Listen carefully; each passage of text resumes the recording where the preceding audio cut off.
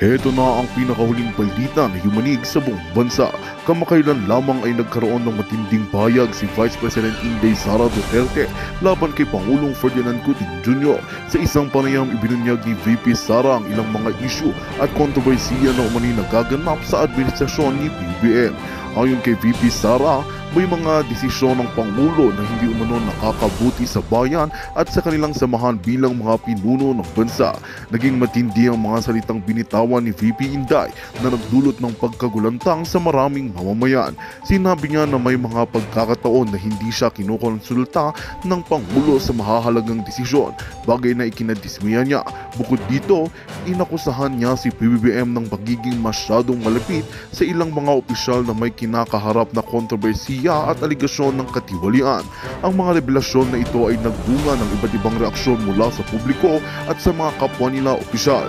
Sa kabila ng mga akusasyon, nananatiling kalmado si Pangulong Cuting at itinatanggi ang mga paratang ni VP Sara. Ayon sa kanya, lahat ng kanyang mga desisyon ay para sa ikabubuti ng bansa at wala siyang pinapanigan. Binigyang diin niya na bukas siya sa anumang imbestigasyon upang tinisin ang kanyang pangalan at patuloy siyang magtatrabaho para sa kapakanan ng sambayanan. Samantala, inaabangan ng publiko ang susunod na kabanata ng isyong ito na tiyak na magdudulot ng malaking epekto sa politika ng Pilipinas. At yan nga ang balitang ating pagkakatutukan. Ngunit bagong lahat, siguraduhin mag-subscribe at ihit ang notification bell para sa patuloy na pagtutok sa mga sulyap ng bagong balita sa tunay na boses ng masa.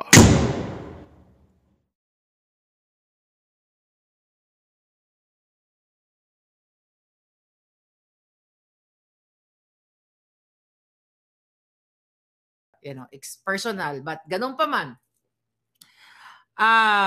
Confirm po yung sinabi ko. Pero I think hindi tayo malungkot. Okay? Dahil kailangan nating lumaban sa bangag na gobyernong ito. So, dapat lang mayroong puwersa para baguhin o instead na tayo ang isa lang o kayo dyan ang isa lang sa gurguran, sila ang mapunta dun sa Komunoy. And I believe may ginagawa tayo dyan ang ating mga palangga at kayo yun. Ano yung ginagawa ninyo? Katulad ngayon na you are here. Okay? Na you are here at na naririnig ninyo at magiging part kayo nitong ating laban or kilusan ng hakbang ng maisog para sa ating bayan. So ngayon, mga palangga, gusto ko rin sabihin sa inyo na ang mga asawa ng politiko, hindi man lahat, okay? Ang mga asawa nila at ang kanilang mga anak po ay lumipad na sa iba't ibang bansa. Merong Canada, merong UK, merong Amerika. Actually, nakarating sa ating impormasyon, may isang politiko, right, na nasa, may isang politiko na lumipad a week before pa a week ago, not before, a week ago na lumipad sa Canada at sinisecure na nila ang kanilang mga pamilya kung sakaling magkaroon ng gurguran sa ating bansa. Okay? Kailangan yung malaman yun at kailangan nating mapigilan itong impormasyon na nakarating sa atin. At I believe, mga kababayan, si Inday Sara bilang isang napakabatang ina, no, sa parang lahat sa atin. Bilang isang ina ng ating bansang Pilipinas, she has to do something. Okay? At dun sa kanyang video, alam nyo na, windang talaga ako dun sa gurgur video ni Inday. Sobrang cute. Alam mo, sa totoo lang, alam to kahit na yung mga ano ni Inday, no, yung mga may admin yan, di ba, sa YouTube, sa Facebook. Never ever ko siyang tinatag. For the reason that ayoko naman magpaka-feeling sip-sip or nagpapapansin, 'di ba? Hindi naman ako nagpapa-cute sa kanya ever since, 'di ba? Pero tinag ko siya doon sa Gurgur video na yun kasi naaliw talaga ako. Sobrang cute ng delivery niya doon na sinasabi niya, Mama, sabi nung tumatawag sa kanya, naon sa mang naitabo sa liog nimo, sabi ganon. Ha? Sabi niya, ito, sabi niya, gusto nila akong igurgur. Ang cute. Sobrang cute. So, siguro, hindi ko alam kung nanonood ba si Inday sa atin o galing ba yan kay Pangulong Duterte kasi si Pangulong Duterte din ang unang gumamit ng gurgur. At Bisaya naman kasi yan, yung salitang gurgur. Gulguliog ba? Diba? Sa atua. So, Bisaya naman yan. So, siguro ginagamit din niya yung word na yan, diba? But ganun pa man, gusto kong pag-usapan yung tungkol sa liig niya. Okay? Gusto sa liig niya. Kasi, pag-usapan muna natin, kasi mini-misinterpret ng mga mahina ang kukote. Okay? Na-misinterpret nila yung sinabi ni Inday na gusto nilang kong igorgor pero hindi sila nagwagi. Alright? Kaya nga sabi ko, Maharlika malakas word gorgor, haha, sabi ni Macy. Hindi sila nagwagi, nagurgurin siya. Okay? Ang gurgur kasi malalim, malawak po ang ibig sabihin yan. Pwedeng ginurgur yung signal natin. Ginurgur yung Facebook natin. 'Di ba? Ginurgur tayo sa trabaho. O habang nagtutorjakan kayo, biglang nagurgur. Yung mga ganun, 'di ba? Naputol, nagurgur yung iyong maliligayang, broad yan, yung salitang yan. Ako, yung understanding ko kay Inday, dun sa kanyang dialogue, may ano yun yung nakakilala lang kay Inday, at kayo din, na mga observer, na masyadong masyadong maraming ibig sabihin. Alright? Sabi ni Gloria, ang ganda ng deliver niya, parang totoo, I pray na walang gurguran. Ngayon, itong itong mga, si Orlando, si Liz, nagtagtag kayo dyan. Okay, teka lang. So, ito naman yung mga Shonga Bells. Ito mga Shonga Bells na mga kampo ni Bangag, I mean, nililiteral nila na parang may narababasa ko na, abogado ka pala o mayroon palang gustong gumurgur sa'yo. Diba? Na nililiteral nila talagang na ganon. Do you think makakalapit yung mga jijimonyo sa liig ni Inday at maging ganon? Diba? Alam niyo kung tagamana kayo sa bangag niyong presidente at saka kay Bartek. Okay, nagjo-joke lang si Inday. Tignan yung cute-cute niya, nagjo-joke lang ang ating palangga. Hindi ibig sabihin na talaga may tumusok sa kanya. Hello? Kung may tumusok sa kanya, baka tsugi na ngayon. Kasi kung ako man, hawakan mo yung liog ko. Gagamitin ko lang yung kuko ko. Kuko ko, magugurgur kita ng bonggang-bongga. Right? So ngayon, yun. Kayo mga ngagba kayo at mga Shonga Bells, kailangan nyo ng kailangan nyo itigil nyo yung pagpupulburon nyo na nagmamana kayo kay Bangag.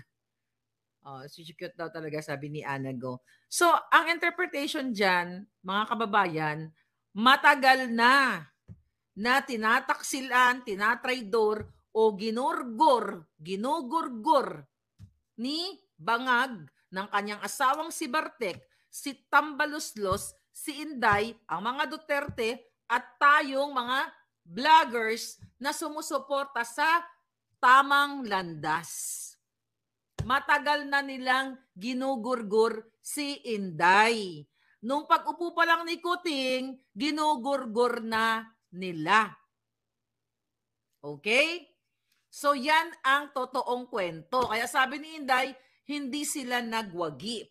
Actually, few hours ago, may interview siya with SMNI, I think sa Office of the Vice President. Parang may event sila. I don't know. Anong event yun? Paki-comment nga palangga, hindi ko nakita. Walang tuloy-tuloy na video Sabi ni sabi ni These Nuts, meron din ba yan si Tamba maraming bilbil sa liig? Parang si Bartek. So anyway, matagal nang gustong gurgurin ni Bangag at ni Lisa. Si Lisa Tanas, noon palang campaign, ginugurgur niya na si Inday. Sinisira niya na, di ba? Sinabi ko sa inyo yan. So, yung sinasabi ni Inday doon, hindi sila nagwagi. Oh, kayo naman ang hina nyo ng kukote nyo, hindi kayo makakuha ng joke, kayo mga bangag supporter. Right? So, may nagtanong nga doon sa kanina sa event. Anong event yon? No, it's not LGBTQ. Parang office sa opisina, nakita ko, Office of the Vice President. Na tinanong siya kung sino daw ba yung gumurgur sa kanya. Ang sabi ni Inday, lahat sila. Very safe answer. Sino yung lahat sila? Di nga yung bangag yung mga smuggler, yung mga kidnapper, sila yon. It was LGBTQ. Okay? All right. Okay na ang BBM. Nagmura na si Palangga. Yan, mga kababayan. Well, you know what? Actually, kayo mga Ilocano at saka kayo mga Waray, di ba? Nagki-claim sila pag pumunta sila sa Waray daw sila. Pag pumunta sa Ilocos, sila daw ay mga Okinanan, mga Ilocano daw sila. Mga Marcos, di ba? Hindi naman sila talagang, hindi naman talaga silang, hindi sila Ilocano. You know why? Nagsasalita ba ng Ilocano si Kuting? Ang mga ang mga sinasalta lang yung mga one-liner. Di ba? Ano yun? Naimbag na rabii, mga ganun lang. Mga one-liner, parang ukinanam, Kuting. Pag pumunta naman sa waray-waray, ganun din one-liner. Hindi nila minamahal ang mga, yung ini-embrace, yung pagiging Ilocano, ini-embrace ang pagiging waray. Kasi very British nga, di ba? Sabi ni Lisa Tanas ang kanyang mga anak na mga supot. Sorry, hindi ko nakita. Inuhulaan ko lang. Yung anak ng mga supot, very British daw, lalo na yung si Sandra. Okay. Ayan, yun sa lahat. Solid barley ka. Naniniwala ba kayo na putso yung mga yon? Mga putso-putso. Anyway, okay, balik tayo dito sa gurguran. But kailangan nyo po maging ready. Okay? Balik tayo sa gurguran. Ito, bago natin makalimutan. Sabi ni Zaida, basahin na siya Zaida. Zaida, tama po interpretation mo, Magaling kasi mag-joke ni Inday, gaya nun. Viton, mangga, etc. Oo nga. Oo, di ba?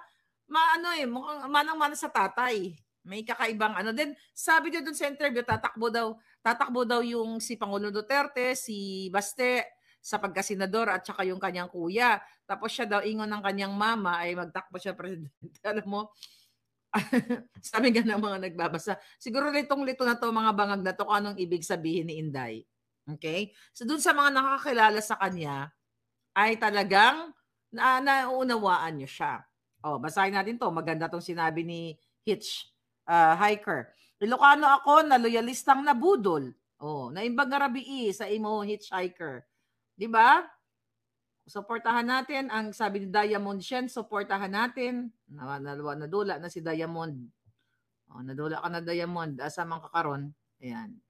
Sabi ni Diamond Shen, suportahan natin ang tatlong Duterte 2025. Okay. Ang dami mga comment. May tawag dyan. Ayan si Cesar Reton, very support. Okay, nako. Anyway, teka lang, baka importante to. Ay, di, baka mamaya na. Baka marinig nyo yung ang eksena. Importante yan eh. Puting ahas yung tumatawag, pero mamaya na lang. Anyway, mga palangga, dali, inaan natin, nandidisrupt ako. Okay. So ngayon, ano ba yung nakakatakot? Sabi ni Rolly si Bangag. Si Bangag. Okay. So nakita ninyo, di ba, yung mga pronouncement, yung statement ni Gibo, ni Au Browner, ni Marcos Jr. ay hindi nagkakatugma patungkol dito sa ating dispute diyan sa South China Sea. Alright? So ngayon mga kababayan, hindi po biro yung in-expose natin sa inyo. Kaya dapat din ninyong maghanda. Pero naniniwala ako na ang ating men and women in uniform na isasalang ni Bangag sa gurguran, na papayag kayo na kayo ay isasalang sa gurguran. Okay? Paano ba natin mapipigilan itong itong gurguran blues na ito? Alright? Ngayon may nag-message sa akin si Z, okay? Na sinabi niya sa akin, may sinend sa akin link kanina na from the United Nations, okay? Sabi niya palangga, pwedeng mapigilan yung kaguluhan o yung aggression na nagaganap. Actually, may aggression na, may nasaktan na, may naputulan na nga ng daliri. 'Di ba? Pwede daw mapigilan 'yan at idulog sa United Nations Security Council. So binasa-basa ko ng bongga-bongga. Paano nga ba ito? Paano nga ba natin pipigilan? Ito. Kasi so far, okay? So far wala pang na-draft na resolution itong United Nations Security Council para pigilin, okay? Para pigilin itong nagaganap nga, nagbabadya na gurguran diyan sa ating sa South China Sea nga. So ngayon, kaya nga 'di ba naririnig niyo sa mga speakers, even mga Chinese speakers, even mga 'di ba recently yung nagsalita na nag-viral, I forgot his name. But anyway, na ang sinasabi sa atin na the only solution na meron tayo right now is diplomacy. 'Di ba? Peace talk between the Philippines and China. Pero ang ikinagagalit sa atin, I believe, ng China ay yun yung nakikipag-alyansa tayo o nakipag-alyansa kayo sa amin by sending troops. 'Di ba? Nag-send kami ng troops diyan, nag-send kami ng mga armaments at kung ano-ano pa, 'di ba? Bata-batalyon, 'di ba? Mga pangdigma talaga. So yun yung kinagagalit ng China na sana ay hindi ang Pilipinas ay hindi nagpapagamit, okay? Dito sa amin. Yun ang interpretation, okay, ng China. So ngayon, ang pinakasolusyon, halos lahat ng mga speakers na nababasa ninyo ay mag-peace talk, diplomacy, kasi walang maidudulot na maganda ang bang o gurguran sa ating bayan. 'Di ba? So yun yung sinasabi. Kaso lang, mga palangga, even though sabi nga ng mga dilawan, 'di ba, na in-award sa atin, not in-award, kumbaga yung arbitration ruling, 'di ba, noong 2016 ay pumabor sa atin na tayo ang may pagmamay-ari yung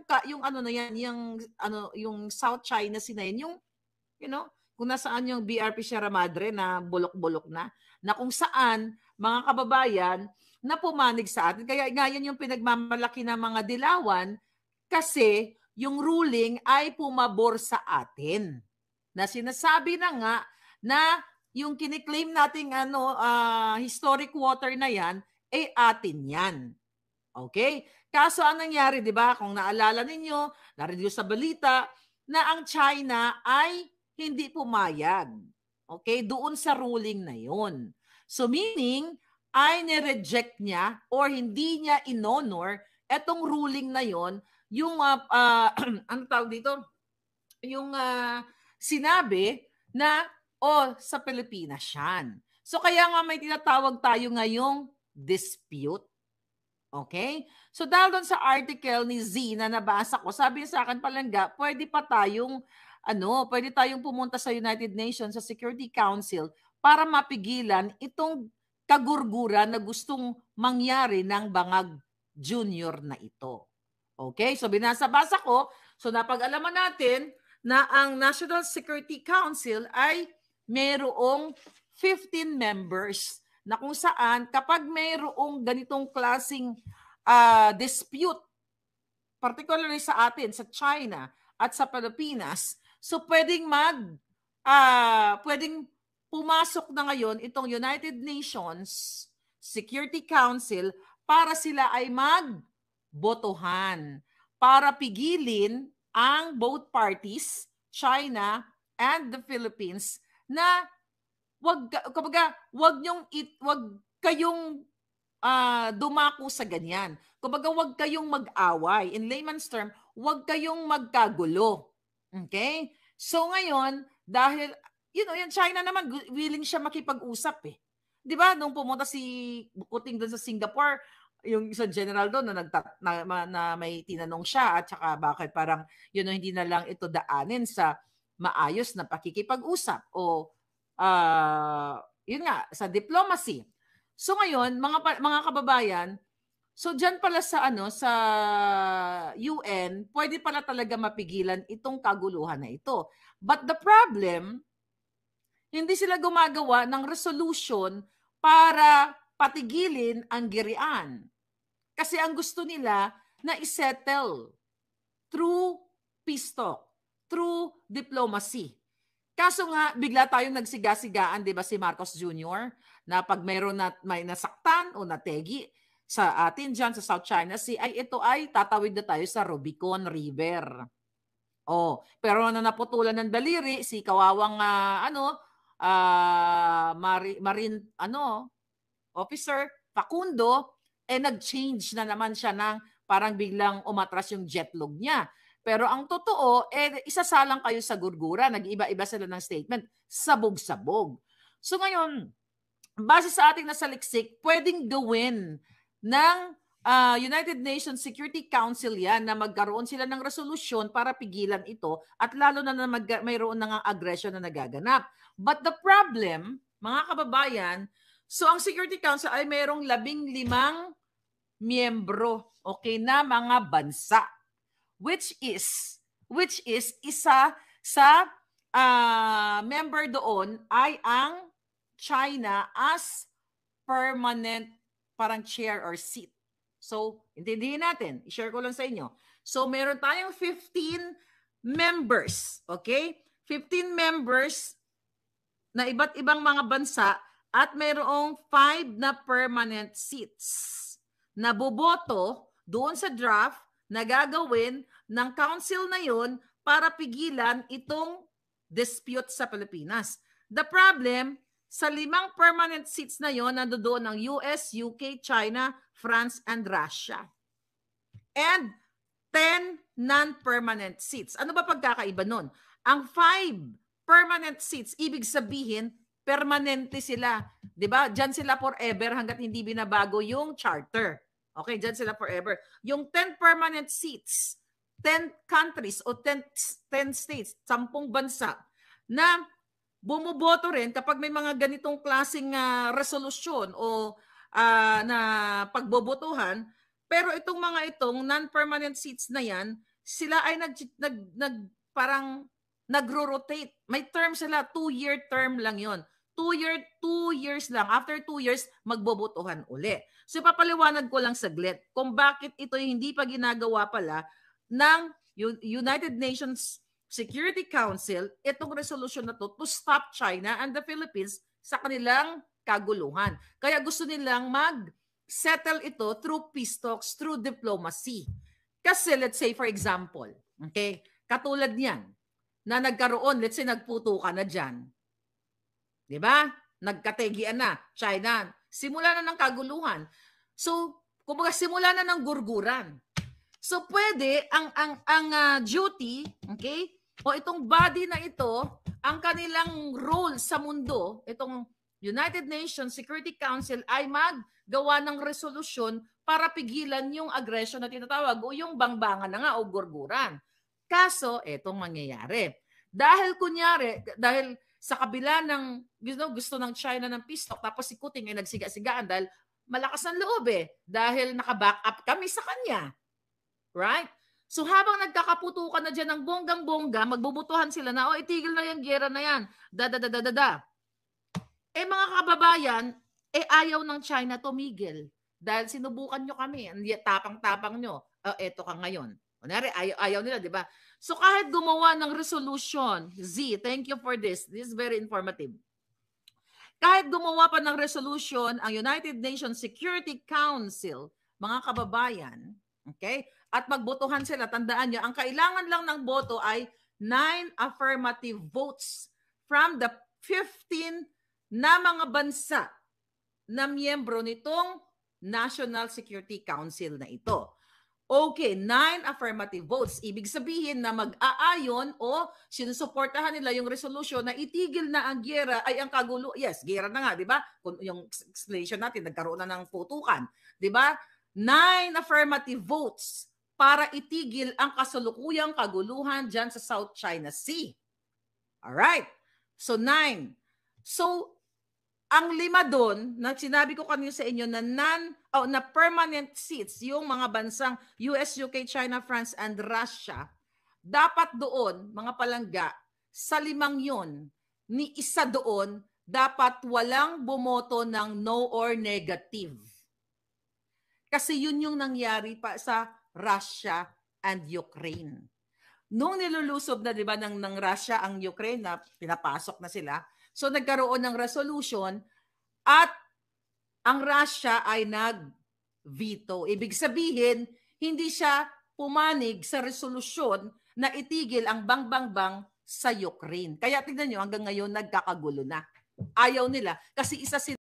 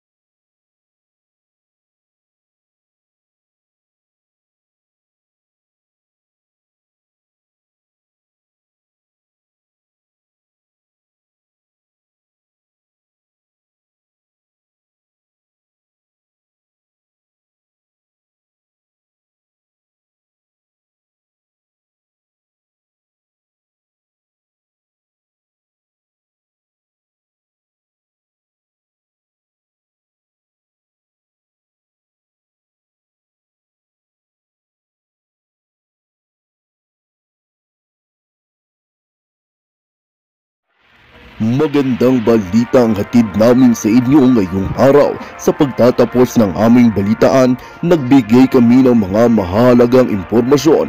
Maraming salamat sa pagtutok at pagsuporta sa aming programa. Huwag kalimutang manatili sa mga susunod na araw para sa mga bagong balita at mga kwento na dapat nating abangan. Mula sa Boses ng Masa, magandang araw, Pilipinas!